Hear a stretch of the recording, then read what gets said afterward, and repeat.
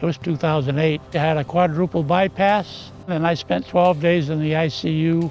That's when I told my wife, I said, this ain't never gonna happen again. Fast forward to 2017 with my aortic valve problem. I couldn't do anything. I had stopped playing golf. I'd stopped playing pickleball. I stopped swimming. I couldn't even walk to my mailbox and back for the last month. I couldn't do anything because I was just way too weak. And that's when I found out about the TAVR procedure from Bayonet Point. They said I was a good candidate for it. They did it.